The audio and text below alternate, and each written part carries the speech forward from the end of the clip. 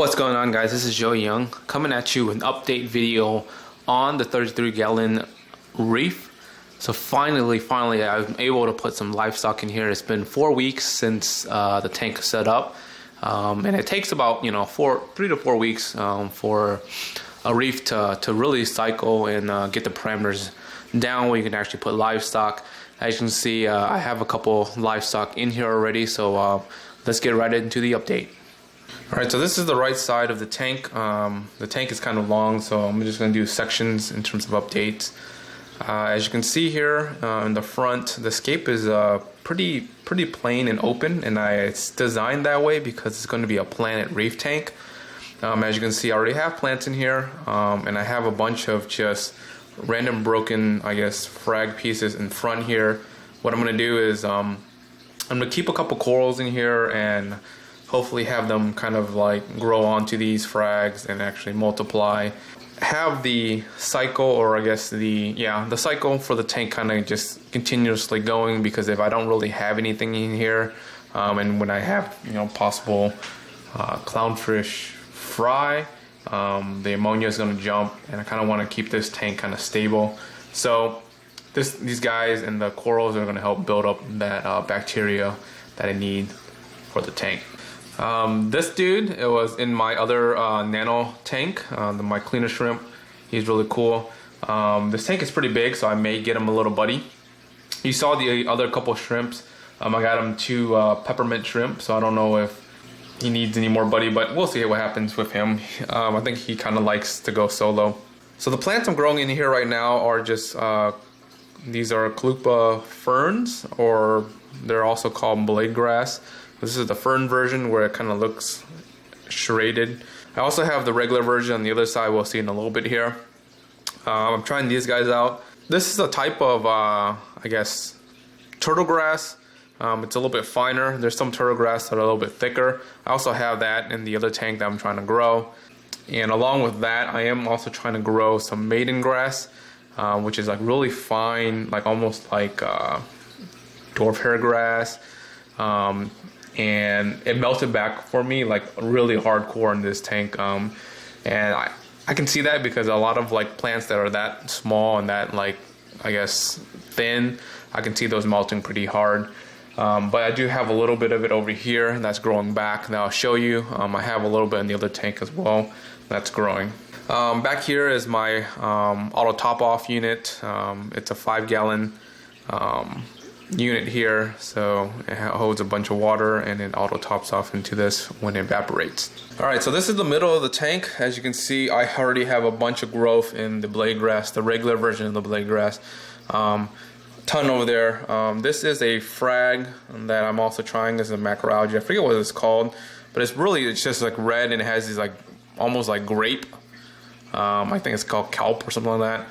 Some version grape kelp maybe, but it has like these little like balls that look like pretty much like grapes that you would eat, which is kind of crazy. This right here, my MP10. So what I did was I swapped out my MP10 from my other tank. They had a bunch of coralline algae that was already grown on here to help kickstart this tank, and the other one has a new one, and that one will probably get covered in algae more, pretty soon. And then also here I have a piece of frag Zoa that was from my other tank that I just threw in here just to help kind of kickstart this tank. Alright, finally this is the other side of the tank. These corals are actually doing very well. I have a torch coral here and a hammerhead coral. I forget what species they are. But I just turned on the light, and this is not their normal scheduled time, so that's why they're not open. So these guys are kind of closed, sleeping right now. But really nice. They actually open up, and this torch will come all the way out to here, and it's looking really nice. And then the maiden hairgrass that I was talking about, it came in a piece of rock here. It's starting to grow back, but this one had really nice coverage before, but definitely it's going to melt back in any tank, to be honest, because the parameters are going to be really different. But hopefully that grows back and they'll cover this rock, and hopefully from this rock I'll get into this rock here. I have some green star polyps here. These guys are doing really well. This was a frag that I had in my other tank that I threw in here.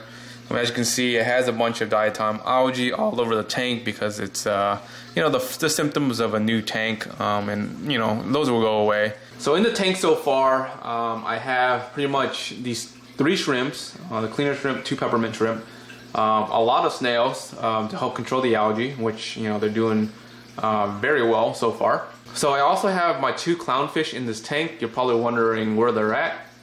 Let me show you guys real quick. Alright guys, so here are my clownfish. They're actually in the refugium portion. This is actually how I envision to set this tank up, because I'm trying to breed them. And I kept them in this area because I have 2 really nice flat areas with the clay pots for them to lay the eggs onto, and then it's easier for me to transport them in and out in terms of just picking up the clay pots and just moving them into the main tank up, you know, up top here, or just keeping the pots here and moving the parents up top, and just really just needing to cover this, and either putting a net around that, and the fry will just be in this little area to grow up. So these guys have just been in the tank for maybe a day or so, so they're still getting used to the environment. They seem really happy swimming around, and I'm probably gonna just continue to grow some of this dragon breath in here, because they really love to just like run up to it and just kind of like hang and chill next to it and whatnot. So yeah, I'm gonna definitely grow that out for them, and maybe grow some frags. There is a piece of rock here that has some maiden hair grass that I'm trying to grow out, so hopefully that will grow for them as well. So hopefully in the next couple weeks or so, these guys will lay again. Like I said in my previous video update for them, they've been laying literally every 2 weeks, constantly. So they definitely are breeding, and hopefully they'll breed nicely in here as well.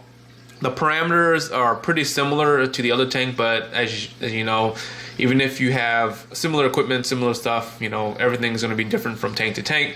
So hopefully the parameters are similar enough for them to actually breed in here. So, alright guys, so I hope you guys enjoy the update. On the next video, maybe I'll go over the equipment in terms of what is all involved in the setup. That way you guys can kind of like either, you know, maybe see if it's something you guys want to try out. If you have any questions, let me know. But until next time, guys, peace.